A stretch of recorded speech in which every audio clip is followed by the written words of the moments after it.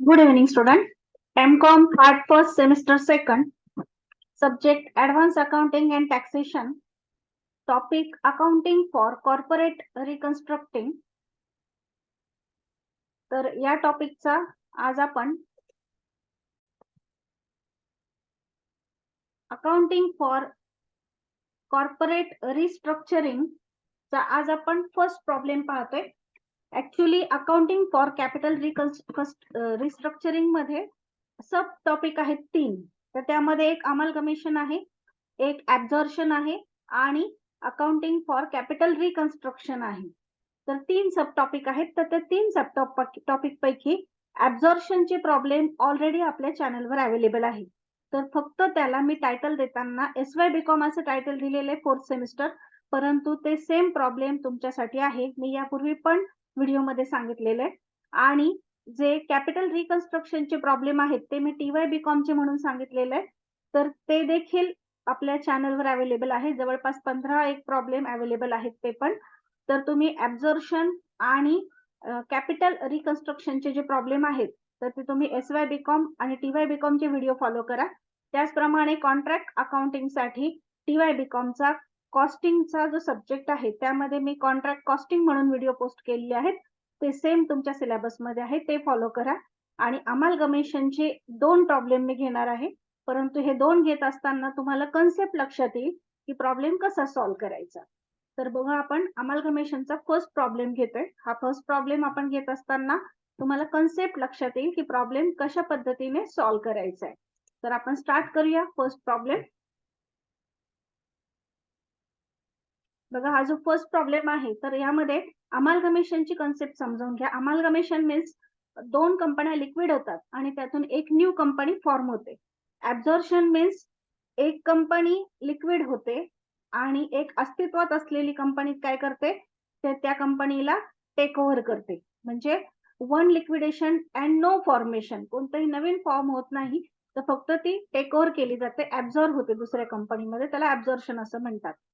आणि accounting for capital reconstruction मध्ये काय केलं जातं, तर इंटरनली आपले जे शेअर्स आहेत ते कमी करून, त्याच्या किमती कमी करून, इनटँजिबल ऍसेट राईट ऑफ करून कॅपिटलची पुनर्रचना केली जाते, रिकन्स्ट्रक्ट केलं जातं कॅपिटल. तर त्यामध्ये कॅपिटल रिकन्स्ट्रक्टिंग किंवा इंटरनल रिकन्स्ट्रक्शन असं त्याला म्हटलं जातं. तर तो आपण TY BCom चे व्हिडिओ फॉलो करा आणि ऍब्झॉर्प्शन साठी SY BCom चे जे ऍब्झॉर्प्शन टॉपिकचे व्हिडिओ आहेत ते फॉलो करा. त्यानंतर कॉन्ट्रॅक्ट अकाउंटिंग साठी तुम्हाला मी सांगितलंय त्याप्रमाणे TY BCom चे कॉस्टिंगचे व्हिडिओ फॉलो करा. तर बघा, अमालगमेशन मध्ये आपल्याला 2 लिक्विडेशन आणि 1 फॉर्मेशन आहे. म्हणजे ह्या ज्या 2 कंपन्यांचं बॅलन्स शीट दिलेलं आहे, या 2 कंपन्या लिक्विड होतात. मग लिक्विड होतात आणि त्यातून एक नवीन कंपनी फॉर्म होते. जी नवीन कंपनी फॉर्म होते तर ती ह्या ज्या कंपनीच्या ऍसेट्स आहेत त्या रिव्हॅल्यू करते. त्या रिव्हॅल्यूड फिगरला ऍसेट टेक ओव्हर केल्या जातात. त्यालाच आपण परचेस कन्सिडरेशन असं म्हणतो. ऍसेट्स मधून लायबिलिटीज मायनस करून परचेस कन्सिडरेशनचं स्टेटमेंट प्रिपेअर केलं जातं. त्यानंतर हे जे 2 कंपन्या आहेत त्या दोन्ही कंपन्यांच्या पुस्तकांमध्ये कंपल्सरी 3 अकाउंट प्रिपेअर केले जातात. First realisation account, second share holders account, third cash account. आणि कॅश अकाउंट काही प्रॉब्लेम मध्ये येईल, काही प्रॉब्लेम मध्ये नाही येणार, परंतु न्यू कंपनी जी फॉर्म होणार आहे तिचं अकाउंट प्रत्येक प्रॉब्लेम मध्ये येईल. म्हणजे 3 अकाउंट फिक्स आहेत: realisation account, share holder account, new company account. आणि cash account depends upon problem. म्हणजे प्रॉब्लेम मध्ये जर कॅशचं काही ट्रान्झॅक्शन असेल किंवा न्यू कंपनीने कॅश टेक ओव्हर केली नसेल तर आपण कॅश अकाउंट काढणार, अदरवाईज आपण कॅश अकाउंट नाही काढणार. आता सोडवण्याची पद्धत काय आहे, तर आपलं जे रिअलायझेशन अकाउंट असतं पहिलं अकाउंट, तर त्याचा रूल आहे की सर्व ऍसेट्स काय करायच्या, रिअलायझेशनच्या डेबिटला पोस्टिंग करायच्या, सर्व लायबिलिटीज रिअलायझेशनच्या क्रेडिटला पोस्टिंग करायची बुक व्हॅल्यूला. त्यानंतर जो आपलं परचेस कन्सिडरेशन येईल त्याचा एक इफेक्ट आपण देणार रिअलायझेशनच्या क्रेडिटला, एक इफेक्ट न्यू कंपनीच्या डेबिट साईडला. त्यानंतर रिअलायझेशन अकाउंट क्लोज केलं जातं. प्रॉफिट लॉस जो येईल तो शेअर होल्डरला ट्रान्सफर केला जातो. शेअर होल्डरला शेअर कॅपिटल, जनरल रिझर्व्ह किंवा कोणत्याही प्रकारचे रिझर्व्ह आणि प्रॉफिट अँड लॉसचा बॅलन्स पोस्टिंग केला जातो. आणि त्यानंतर शेअर होल्डर अकाउंट क्लोज करून त्याचा बॅलन्स कॅशला टाकून कॅश टॅली होतं. आणि ज्या प्रॉब्लेम मध्ये कॅश अकाउंट नसेल त्या प्रॉब्लेम मध्ये जो आपलं शेअर होल्डर अकाउंट आहे ते टॅली होतं. आणि न्यू कंपनी अकाउंट जे आहे ते त्याला 2च एंट्रीज येतात, एक पीसी ड्यू आणि एक पीसी डिस्चार्ज. मग पीसी मीन्स परचेस कन्सिडरेशन. तर परचेस कन्सिडरेशन जे आहे ते कसं डिस्चार्ज होतं, तर ते शेअर्सच्या स्वरूपामध्ये, कॅशच्या स्वरूपामध्ये, डिबेंचरच्या स्वरूपामध्ये डिस्चार्ज होतं. आता शेअर्समध्ये कधी इक्विटी शेअर्स असू शकतात ओन्ली, कधी इक्विटी आणि प्रेफरन्स असू शकतात. तर याप्रमाणे परचेस कन्सिडरेशन डिस्चार्ज केलं जातं. परंतु ओन्ली कॅशमध्ये डिस्चार्ज केलं जाणार नाही. ओन्ली शेअर्समध्ये डिस्चार्ज होऊ शकतं. तर आपण फर्स्ट प्रॉब्लेम पाहतोय. तर यामध्ये आपल्याला लेजर अकाउंट प्रिपेअर करायला सांगतात, क्लोज करण्यासाठी बुक्स, आणि न्यू कंपनीच्या पुस्तकामध्ये जर्नल एंट्रीज किंवा बॅलन्स शीट विचारतात. तर या ठिकाणी बघा ए आणि एसचं अकाउंट क्लोज करायला सांगितलंय आणि ओपनिंग एंट्रीज पास करायला सांगितलं. तर फर्स्ट आपण परचेस कन्सिडरेशनचं स्टेटमेंट करणार आहोत. तर त्यासाठी 2 कंपन्या आहेत म्हणून 2 कॉलम करायचे. मध्ये एकच कॉलम येतो. जेव्हा तुम्ही ॲब्झॉर्प्शनच्या माझे लेक्चर्स बघाल, तर त्यावेळी तुमच्या लक्षात येईल की पीसी कसा काढायचा. पोस्टिंग वगैरे सर्व सेम आहे. फक्त अमालगमेशनमध्ये 2 कंपन्यांचे अकाउंट क्लोज करावे लागतात. ॲब्झॉर्प्शनमध्ये एकच कंपनीचं अकाउंट क्लोज करावं लागतं. बाकी सर्व पोस्टिंग सोडवण्याची पद्धत सेम आहे. तर बघा, नेट जे स्टेटमेंट आहे परचेस कन्सिडरेशनचं, तर त्याला अमाउंटचे 2 कॉलम करायचे. 2 कंपन्या आहेत म्हणून ए लिमिटेड, एस लिमिटेड. डाव्या बाजूला डिस्चार्ज आणि उजव्या बाजूला नेट ॲसेट टेकओव्हर या पद्धतीने कॉलम करायचे. आता इथे आपण ज्या ॲसेटच्या किमती घेणार आहोत त्या सर्व ॲडजस्टमेंट प्रमाणे घ्यायच्या आहेत.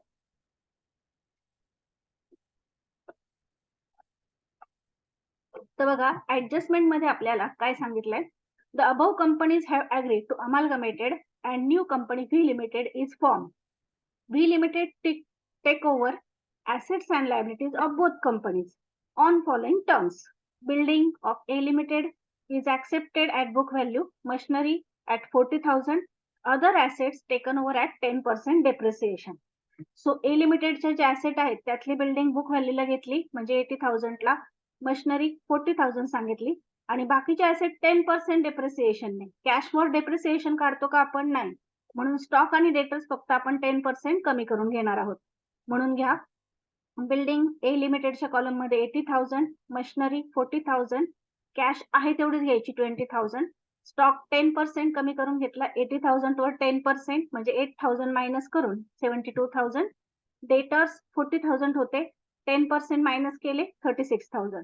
आता एसचे ऍसेट बघा, एसचे ऍसेट कशा घेतल्यात, तर all assets and liabilities of S limited are taken over at book value. Book व्हॅल्यूला घेतल्यात म्हणून आहे त्याच किमती घ्यायच्या, 42,000, 10,000, 12,000 आणि 6,000. मग आहे त्याच किमती घेतल्या आपण. मशिनरी 42,000, कॅश 6,000, स्टॉक 10,000 आणि डेटर्स 12,000. आता यांची टोटल करायची. 2,48,000 ए लिमिटेडची टोटल आली, एस लिमिटेडची 70,000. त्यातून लायबिलिटीज लेस करायच्या. आता लायबिलिटी साईड चेक करा. लायबिलिटी साईडला आहे 8% डिबेंचर, फक्त एचेच आहेत. रिझर्व्ह नाही घ्यायचा. एम्प्लॉयर्स प्रॉव्हिडंट फंड मात्र घ्यायचा कारण की तो वर्कर्सचा असतो 4,000, आणि क्रेडिटर्स आहे 50,000. एसच्या कॉलमला फक्त क्रेडिटर्स आहेत 30,000. एवढ्या लायबिलिटीज आपण मायनस करणार आहोत. Less liabilities 8% debenture 20,000, employees provident fund 4,000, creditors 50,000 and 30,000. A ला 50,000, एस ला 30,000. आता मायनस करा. 2,48,000 मधून लायबिलिटीज आपण मायनस करतोय. तर इथे लायबिलिटीची टोटल आली 74,000, इथे आली 30,000. मायनस करून अमाऊंट आलेली आहे 1,74,000 आणि 40,000. आता जर समजा गुडविलची ऍडजस्टमेंट नसती तर हाच आपला परचेस कन्सिडरेशन आला असता. परंतु गुडविलची एक ऍडजस्टमेंट आहे बघा. Both the companies to receive 10% of net valuation of their respective business as goodwill. दोन्ही कंपन्यांना त्यांचं जेवढं नेट व्हॅल्युएशन येईल त्याच्या 10% काय मिळणार आहे? गुडविल म्हणून मिळणार आहे. म्हणून आपण गुडविल आपली ऍसेट आहे तर ती ऍड करायची. ऍड गुडविल कंसात 10% ऑफ व्हॅल्युएशन. मग 1,74,000च्या 10% आले 17,400, आणि 40,000च्या 10% आले 4,000. आता यांची टोटल करा. 1,91,400, इकडे 44,000. ती या साईडला मांडा. 1,91,400 आणि 44,000. आता हा जो पीसी आहे किंवा परचेस कन्सिडरेशन ते कसं डिस्चार्ज झालं, तर चौथ्या ऍडजस्टमेंट मध्ये सांगितलंय. Entire purchase price of both companies paid in equity share of 10 each. So आपण डिस्चार्ज साईडला लिहिणार आहोत equity share of 10 each. Total amount 1,91,400 and 44,000. आता फक्त त्याचं शेअर्स मध्ये रूपांतर लिहिले आपण. 10चं एक शेअर आहे म्हणून ए लिमिटेडला 19,140 शेअर्स मिळतील. एस लिमिटेडला 4400 शेअर्स मिळतील. याप्रमाणे आपण ऍडजस्टमेंट प्रमाणे ऍसेटच्या किमती आणि लायबिलिटीजच्या किमती घेतल्या. ऍसेट मधून लायबिलिटीज मायनस करून परचेस कन्सिडरेशन काढलं आणि इकडच्या साईडला ते कसं डिस्चार्ज झालंय ते लिहिलं. आता अकाउंट काढायचे. एच्या पुस्तकामध्ये 3 अकाउंट आणि एसच्या पुस्तकामध्ये 3 account. In the books of A limited, first realisation account, second equity share holder account, third V limited account. आधी मी आता एच कम्प्लीट करणार आहे. मग बघा बॅलन्स शीट बघायचं. एचं बॅलन्स शीट चेक करा. आता जे बॅलन्स शीटला ऍसेट आहेत, बिल्डिंग, मशिनरी, स्टॉक, डेटर्स आणि कॅश, या सर्व बुक व्हॅल्यूला म्हणजे बॅलन्स शीटच्या किमतीला पोस्टिंग करायच्या रिअलायझेशनच्या डेबिटला. सो रिअलायझेशनच्या डेबिटला घ्या टू सन्ड्री ऍसेट अंडरलाईन करून building 80,000, machinery 46,000, stock 80,000, debtors 40,000, cash 20,000. आता लायबिलिटी साइड बघा. लायबिलिटी साइडला कॅपिटल आहे, तर कॅपिटल आपण घेणार आहोत शेअर होल्डर्सच्या क्रेडिटला. जनरल रिझर्व्ह पण शेअर होल्डर्सच्या क्रेडिटला. डिव्हिडंड इक्विलायझेशन रिझर्व्ह पण शेअर होल्डर्सच्या क्रेडिटला. मग शेअर होल्डर्सच्या क्रेडिटला घ्या bye equity share capital 1,20,000, bye general reserve 30,000 आणि बाय डिव्हिडंड इक्विलायझेशन रिझर्व्ह 42,000. आता ज्या उरलेल्या लायबिलिटीज आहेत म्हणजे कोणत्या, तर डिबेंचर्स, त्यानंतर एम्प्लॉयर्स, प्रॉव्हिडंट फंड आणि क्रेडिटर्स. तर ह्या 3 लायबिलिटीज आपण पोस्टिंग करणार आहोत रिअलायझेशनच्या क्रेडिट साइडला. मग रिअलायझेशनच्या क्रेडिटला घ्या बाय सन्ड्री लायबिलिटीज अंडरलाईन करून 8% डिबेंचर 20,000, एम्प्लॉईज प्रॉव्हिडंट फंड 4,000 आणि क्रेडिटर्स 50,000. याप्रमाणे आपण ऍसेट आणि लायबिलिटीज पोस्टिंग केल्या. आता काय करायचं, तर पीसीची एंट्री करायची. तर एचा जो पीसी आहे तो किती आलेला आहे, परचेस कन्सिडरेशन 1,91,400. मग न्यू कंपनीच्या डेबिट साइडला घ्यायचं व्ही लिमिटेडच्या डेबिटला टू रिअलायझेशन अकाउंट 1,91,400 आणि त्याचा सेकंड इफेक्ट द्यायचा रिअलायझेशनच्या क्रेडिटला बाय व्ही लिमिटेड अकाउंट 1,91,400. याला म्हणतात पीसी ड्यूची एंट्री. आता पीसी डिस्चार्ज करायचा. पीसी डिस्चार्ज कसा झालाय, तर इक्विटी शेअर्स मध्ये. म्हणून न्यू कंपनीच्या क्रेडिट साइडला by equity shares in V limited account amount मध्ये 1,91,400 आणि इक्विटी शेअर्स कुणाला मिळतील, तर शेअर होल्डरला. म्हणून शेअर होल्डरच्या डेबिट साइडला to equity shares in V limited account 1,91,400. याप्रमाणे आपण आधी बॅलन्स शीट पोस्टिंग केलं. बॅलन्स शीट पोस्टिंग करताना त्याचा सिंगल इफेक्ट दिला आणि जी पीसीची एंट्री होती ती ऍडजस्टमेंट मध्ये असल्याने त्याचा डबल इफेक्ट दिला. आता काय करायचं, तर अकाउंट क्लोज करायचं. अकाउंट क्लोज करताना रिअलायझेशनची डेबिट साइड मोठी आहे 2,66,000, ती क्रेडिटला मांडा 2,66,000. त्यातून क्रेडिट मायनस करून लॉस आलेला आहे 600. त्याला म्हणा by equity share holder in bracket loss on realisation 600. तो घ्या इक्विटी शेअर होल्डरच्या डेबिटला to realisation account 600 loss on realisation. आता आपल्याकडे कॅश अकाउंट नाहीये, त्यामुळे आपलं इक्विटी शेअर होल्डर अकाउंट काय होणार आहे, टॅली होणार आहे. मग बघा डेबिटची टोटल आली 1,92,000, क्रेडिटची पण टोटल 1,92,000. सो 1,92,000 ला equity share holder account tally झालं आणि व्ही लिमिटेडचं ऑलरेडी टॅलीच आहे, फक्त ते टॅली दाखवा 1,91,400 ला. आता बघा आपण एच्या पुस्तकातल्या एंट्रीज कंप्लीट केल्या. आता बीचं पुस्तक. बीच्या पुस्तकामध्ये पण आपण 3 अकाउंट प्रिपेअर करणार आणि सेम पोस्टिंग आहे. सॉरी, बी नाही, एसच्या पुस्तकात. In the books of S limited realisation account, equity share holder account, V limited account. आता पोस्टिंग करताना मात्र फक्त एसच्या ऍसेट आणि एसच्याच लायबिलिटीज बघायच्या. तर एसच्या ऍसेट कोणत्या कोणत्या आहे, मशिनरी, स्टॉक, डेटर्स आणि कॅश 42,000, 10,000, 12,000, 6,000. तर त्या घ्या एसच्या पुस्तकात रिअलायझेशनच्या डेबिटला. To sundry assets, machinery 42,000, stock 10,000, debtors 12,000, cash 6,000. आता लायबिलिटीज. लायबिलिटी साइडला कॅपिटल आहे 40,000 आणि क्रेडिटर्स आहेत 30,000. तर कॅपिटल घ्या शेअर होल्डरच्या क्रेडिटला आणि क्रेडिटर्स घ्या रिअलायझेशनच्या क्रेडिटला. सो क्रेडिटर्स रिअलायझेशनच्या क्रेडिटला बाय सन्ड्री लायबिलिटीज अंडरलाईन करून क्रेडिटर्स 30,000 आणि कॅपिटल घ्या शेअर होल्डरच्या क्रेडिटला बाय इक्विटी शेअर कॅपिटल 40,000. त्यानंतर आपण टीसीची एंट्री करणार. टीसी जो आहे एसचा तो आलाय 44,000 आणि डिस्चार्ज कसा झालाय, इक्विटी शेअर्स मध्ये. सो व्ही लिमिटेडच्या डेबिट साइडला घ्या टू रिअलायझेशन अकाउंट 44,000, रिअलायझेशनच्या क्रेडिटला बाय व्ही लिमिटेड 44,000. त्यानंतर पीसी डिस्चार्जची एंट्री करा. व्ही लिमिटेडच्या क्रेडिट साइडला by equity shares in V limited 44,000 आणि हे शेअर्स आपण कुणाला देणार तर शेअर होल्डरला. म्हणून शेअर होल्डरच्या डेबिटला to equity shares in V limited 44,000. याप्रमाणे आपण पीसीची एंट्री केली. आता एक्स्ट्रा मध्ये कोणतेही ऍडजस्टमेंट नाहीये, त्यामुळे आपण रिअलायझेशन अकाउंट क्लोज करणार. मग क्रेडिट साइड मोठी आहे 74,000, डेबिटला मांडा 74,000. त्यातून डेबिटची टोटल 70,000 मायनस करून जो फरक येतोय तो आहे profit to equity share holder account 4,000 in bracket profit on realisation. तो घ्या शेअर होल्डरच्या क्रेडिटला बाय रिअलायझेशन अकाउंट 4,000 आणि इक्विटी शेअर होल्डर अकाउंट काय होतंय टॅली होतंय 44,000 ला.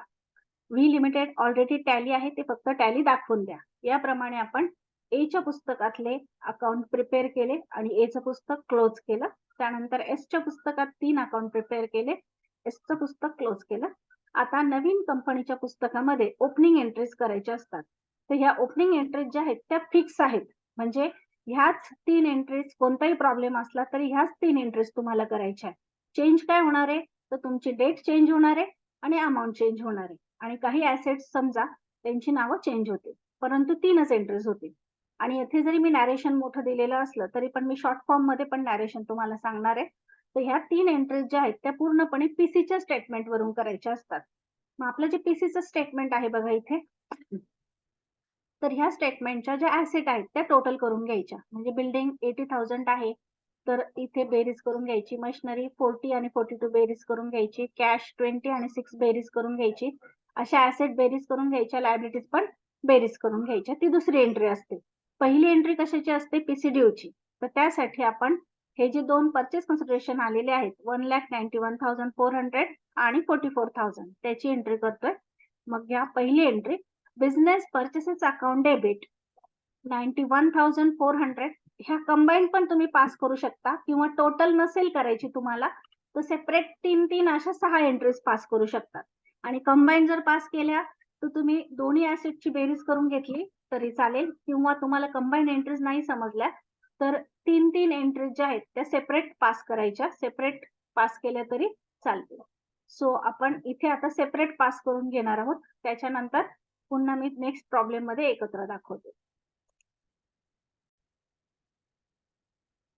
तर बघा आपण एच्या आधी 3 एंट्रीज करू. Business purchases account debit 1,91,400 to liquidator of A limited account 1,91,400. Short form मध्ये नॅरेशन लिहायचं बिंग परचेस कन्सिडरेशन ड्यू. त्यानंतर सेकंड एंट्री ऍसेट्स आणि लायबिलिटीजची. बिल्डिंग अकाउंट डेबिट 80,000 ह्या सर्व किमती पीसी प्रमाणे घेतल्या आपण परचेस कन्सिडरेशन प्रमाणे. Machinery account debit 40,000, cash account debit 20,000, stock account debit 72,000, debtors account debit 36,000, goodwill account debit 17,400 to 8% debenture account 20,000 to employees provident fund account 4,000 to creditors account 50,000 आणि परत to business परचेसेसला credit द्यायचं 1,91,400. Narration घ्यायचं being assets and liabilities taken. त्यानंतर PC डिस्चार्जची entry liquidator of A limited account debit 1,91,400 to equity share capital account 1,91,400. Narration लिहायचं being purchase consideration paid. यापेक्षा मोठं लिहिण्याची गरज नाही. याप्रमाणे आपण एच्या 3 एंट्रीज केल्या पीसी वरून. आता एसच्या 3 एंट्रीज करायच्या. बिझनेस परचेसेस अकाउंट डेबिट 44,000 अनुक्रमे 4 नंबर दिलाय मी एंट्रीला. To liquidator of S limited account 44,000 being purchase consideration due. त्यानंतर ऍसेट्स आणि लायबिलिटीची entry machinery account debit 42,000, stock account debit 10,000, debtors account debit 12,000, cash account debit 6,000, goodwill account debit 4,000 to creditors account 30,000 to liquidator of S limited account 44,000. Narration being assets and liabilities taken. आणि last entry liquidator of S limited account debit 44,000 to equity share capital account 44,000.